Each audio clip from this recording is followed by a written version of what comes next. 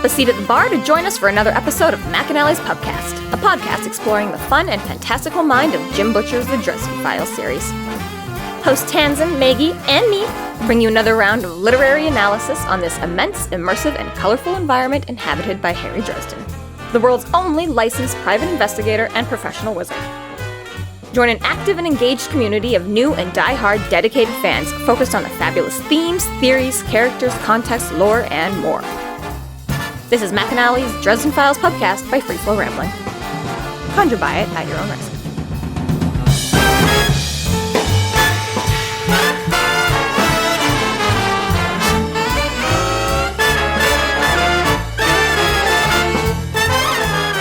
Welcome to the McAnally's Pubcast, brought to you by Free Flow Rambling. This is episode 17.3, No Awkward Men Speak, where we are covering the novel Proven Guilty. My name is Tanzan, and I'm joined by Maggie. Hello. And Jess. 242 days. Oh, she was prepared. Oh, this time. Because we had to wait for half an hour last time.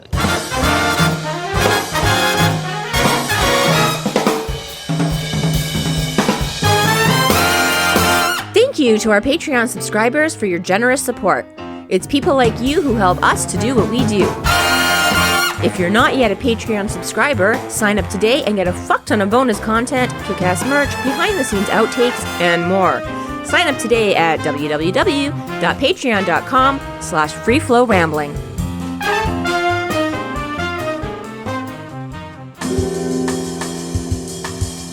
Chapter 5. Murphy brings Harry back to his apartment, and they talk about the White Council's disciplinary actions, black magic in Chicago, and Thomas's recent behavior. I would like everyone to know that right before we started recording this, we were saying something that my mom didn't want to hear, so she took her headphones off and exposed her ears to the same room that we're all sitting in. But it was not magnified through the microphone, so therefore... So you know the kind of people you're dealing with. Absolute fucking idiots. Yeah. So we find out that Harry tried to fix his own, has as good as he can fix his own door. Okay, DIY repair. Right, I swear, I don't know if it was just from reading these and my brain was like, haha, you know, on one of my rereads, I was super surprised because I swear I have a scene in my head of Michael fixing the door or Molly or somebody being like, oh, my dad's a carpenter, you get... But that's never actually happened. So I'm like... Maybe it's later? No, I don't think so. Like I remember we're like on the rereads of the books, and every time Harry's had to fix his door, this scene has obviously never popped up. So I was like, I'm like, again, was it just one of those things that I thought it would be funny if it happened, or I like expected at some point that... Because again, not only, he is a contractor, it's not just the name, it's not just that he's a handy dad, he is a contractor, and I'm like... Michael didn't come to help after the toad? Michael didn't fix his door after the toad. Michael didn't fix his door here. So I'm just, and I don't read fan fiction like I said before on like books. So, because I occasionally... She doesn't admit it. No, I would if I did, because I read fan fiction about other things. I just, for some reason, books are all, I can't read fan, I don't know why. The written word is just different. You know what? It could be that exactly that there's so much more censored on, well, not necessarily movies, but depending on... But yeah, I don't know why. It's just, it's different for me. There is a line between those.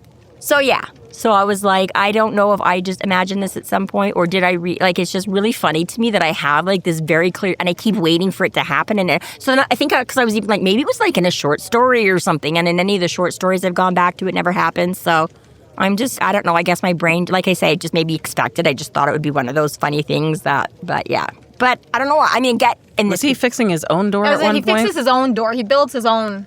Right. So maybe we're just sort of associating that in a memory. It might just be because, like Sonia is there helping him rebuild the carpenter household at one point. Because what you're describing isn't that off for me. Like, I think Yeah. But that again comes a ways later that I feel like it would have been in an earlier...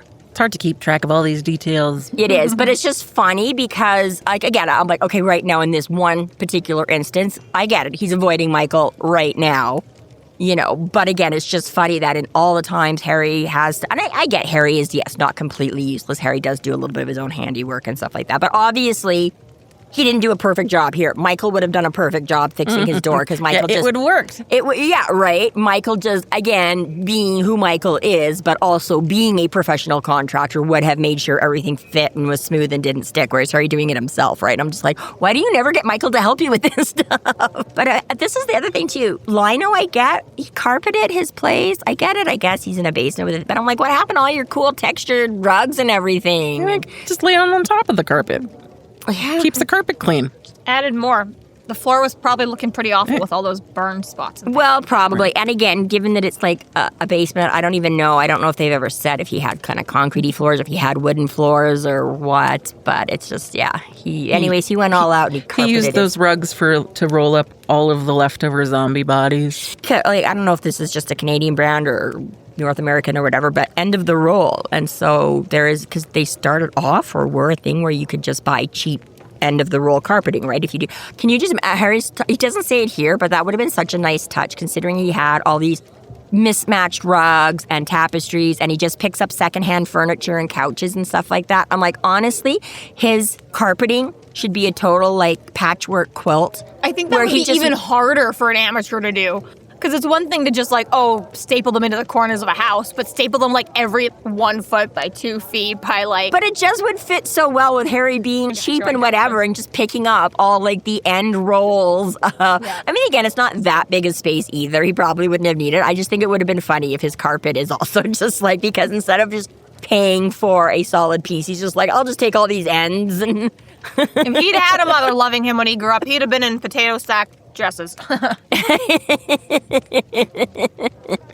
Wizards, robes.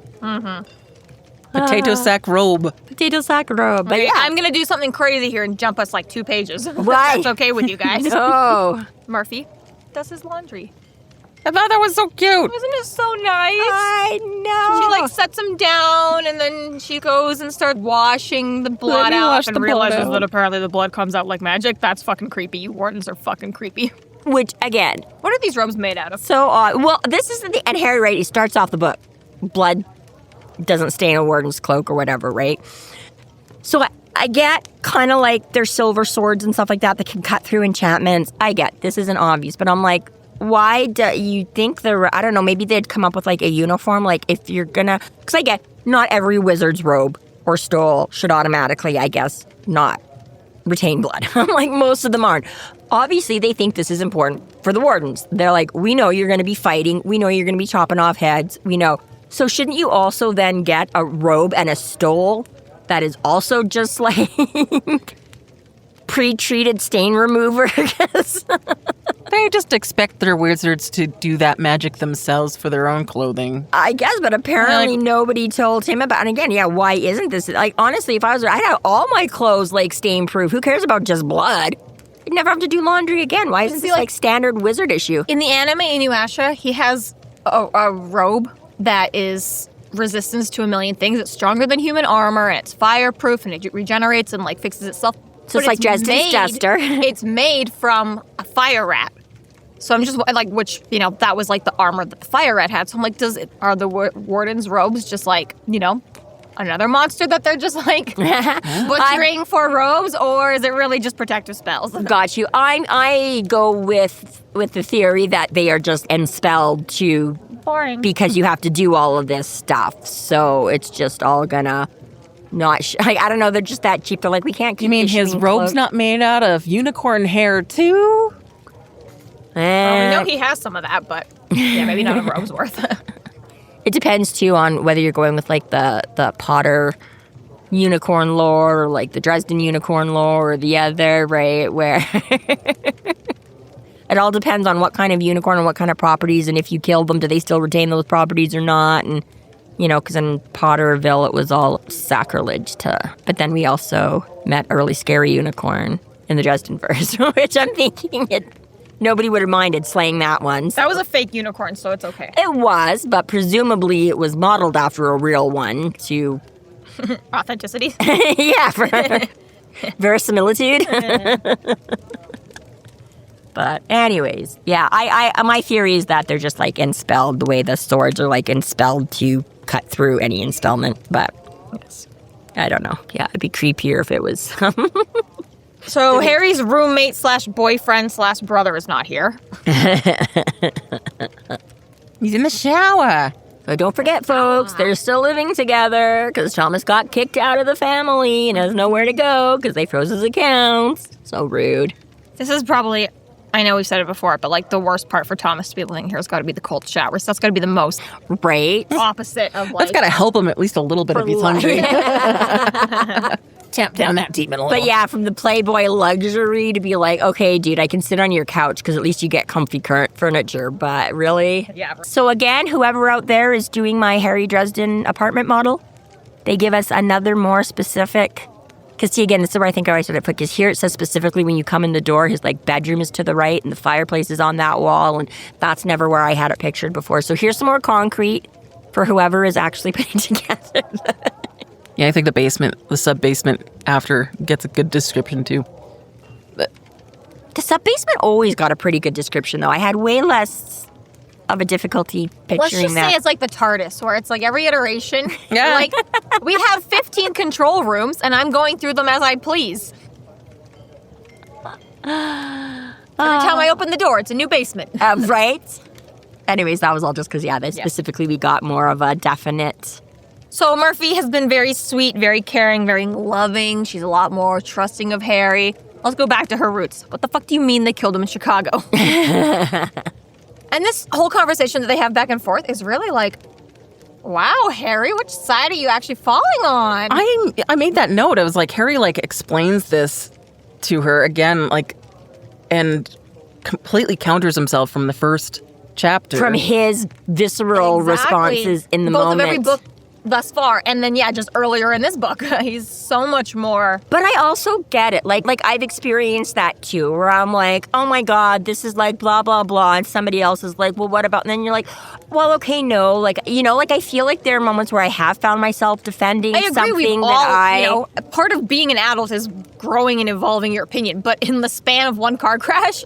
And well, even in the first chapter, he was wishy-washy on it. He was like a little bit already talking himself out of it in the conversation at the time. It was just. But like I say, right, where it just again brings home that again, but once you have to then explain it to somebody else, again, all those things where in your own mind you can be like, am I, aren't I?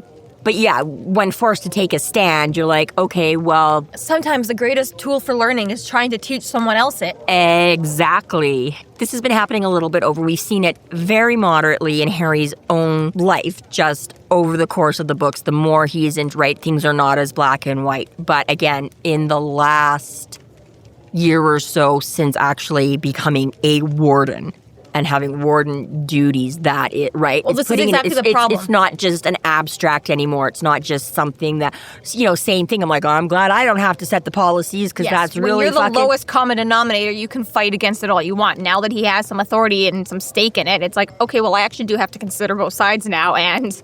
Why are there rules? They pay Why my are we rent. enforcing them? And it makes they're not killing me either.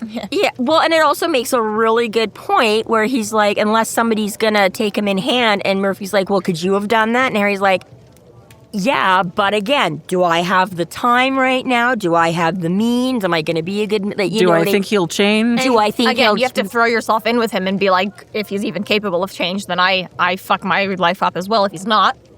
Yeah, so those are the things, right, where all of a sudden it's like, it's not just some there's like, well, somebody should step up and say, it's that's like, Murphy. but isn't everyone, do you? Isn't everyone deserving of, this rehabilitation and second chance, which to a certain degree I get, but in the magical world, there just isn't that wiggle room. And again, I'm sure if you get right down to it, right, I mean, again, Murphy has pulled her weapon in the line of duty and stuff like that too, but like you say, right, I'm like, if you're faced with some crazed, mass-murdering psychopath, sure, ultimately you hope you can rehabilitate him. If you have to take him into your house and you're the one to rehabilitate him, Murphy, now do you have the time? Now do you have the same belief in that? Now do you have the resources to accomplish that? No, you're going to cap him and move on with your life because you have, right? Like, yeah, it's tough, but again, right, it's like... Well, and they really reiterate I mean, again, a little bit, we've already spoken about this, but again, just how far gone he was, just how much damage he had already inflicted and was continuing to inflict. And which, again, I appreciate, and I'm going to assume that's a little bit of Butcher's way of saying, no, it's okay we killed this guy. Yeah. Like, you have to think about the ups and downs. Yes, he was a child, however. However, again, right? He was not like a 6-year-old or anything. He was, late teens or whatever. He had come to a point he should have blah, blah, blah, blah, blah. So Harry goes through and explains that there's like the slippery slope of an unmonitored teenage mage's magic use and how it can go through. He also gives Mickey Malone as an example of how mind magic can change people and really screw them up. And she's like, oh yeah, Mavra and the office workers in the Renfields. But here's the thing, she has firsthand experience with this with Lord Wraith. And Kravos. It's weird that she just didn't happen to me, didn't happen. It exactly happened to her, right? Yeah. Again, with the same and she had trauma from it, too. Exactly, because that was the same one, the one with Mickey Malone. That was Kravos that had fucked with her and gotten her, plus then she had it with Wraith. And yeah, I did notice that also they don't, since they reference Mickey Malone, that she's not even like, oh yeah, but yeah, they don't reference any, and this again, is that So I know you need a little bit of a, reminders for the readers. Don't talk about that. But this is Well, but again, you think it would have been a good opportunity. The severity of how it affected you, and you barely even got a taste. Yeah, Murph just could have been like, ooh, yeah, I remember, and then that's the thing is that they don't, so I'm like, again, is that just kind of an oversight, or is that specific not to Murphy being like, we're just not going to talk about it? Yeah. We'll talk about the other thing. We're not talking about me right now, Dresden. We're talking about you. Again, is this just avoidance? Let's not bring up worse memories and bad trauma and just skirt around. But I mean, again, they're not lightly skirting around the rest of it. You only ever needed to have read the previous book of the Dresden Files that we're currently on. No need to go back too far, everyone, okay? Grave Peril was book 1. And even if you missed that, it's fine. Just keep moving on. It's fine. Right? It was funny, just on... She just got over her trauma, and she's like, I forget now. It's fine. Right. That was totally different. That's not like this at all. The intro on a book I just bought the other day or whatever. So, it was just the forward on the first page or whatever was just... If this is you just picking up the series, then, hey, that's fine. But at the same time, why are you starting with book 3? Go back and read the first 2.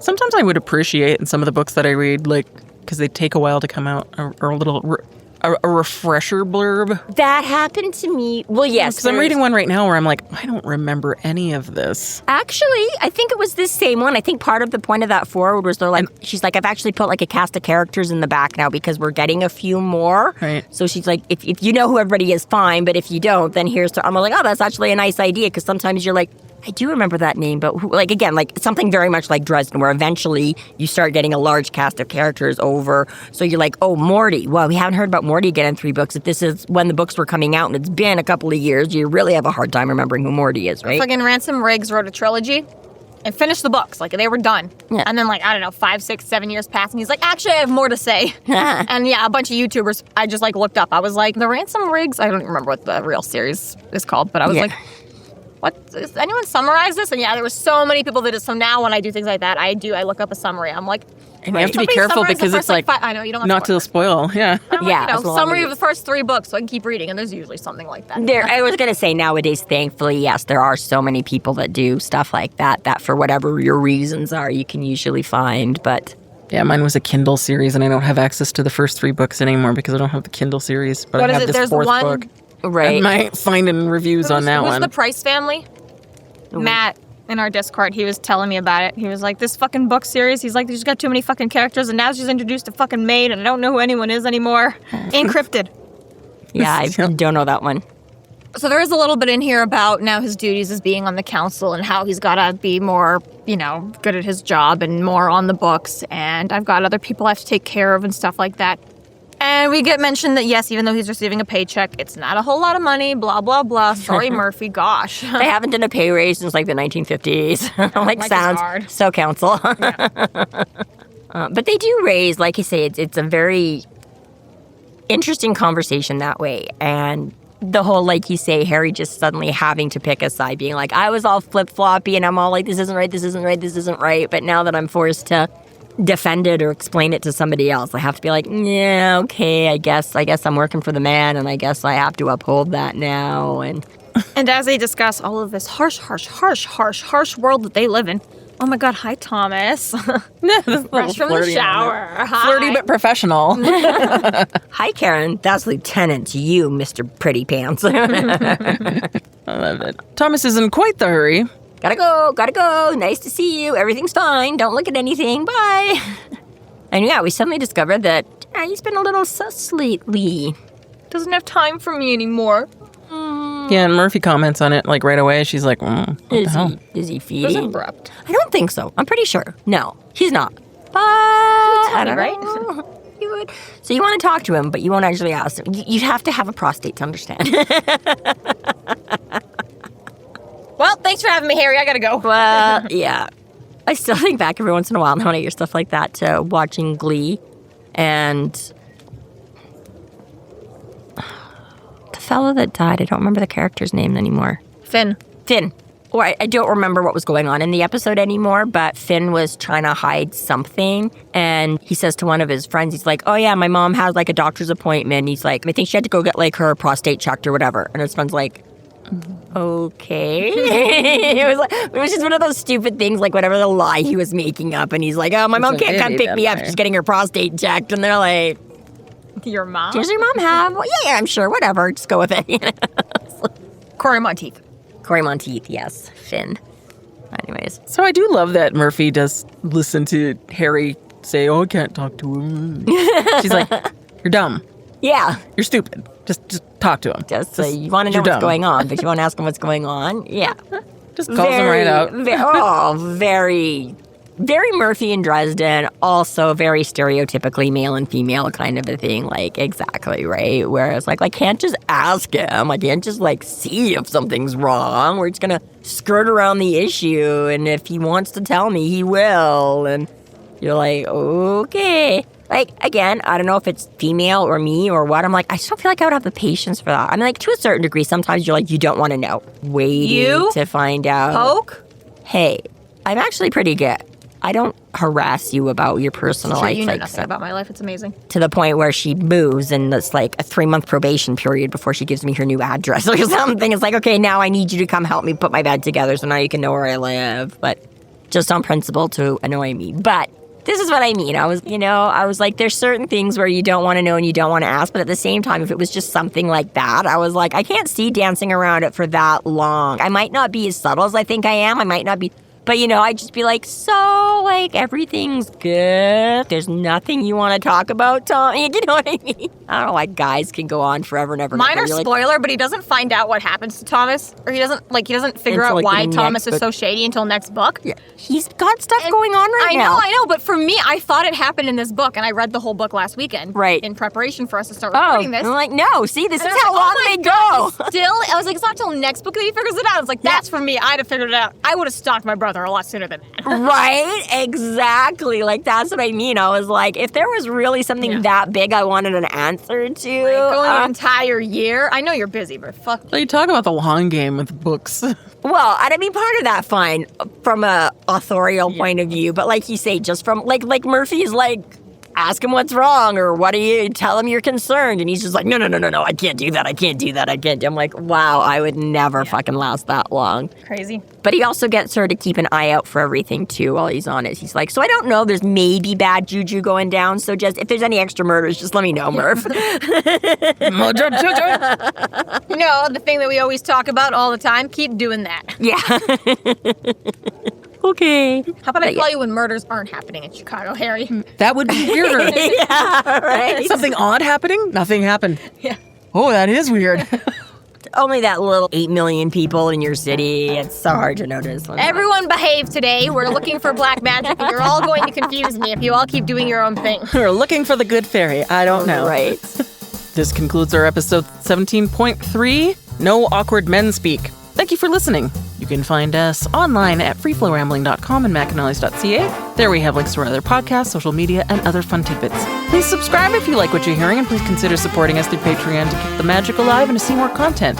We are Free Flow Rambling. Conjure by it at your own risk.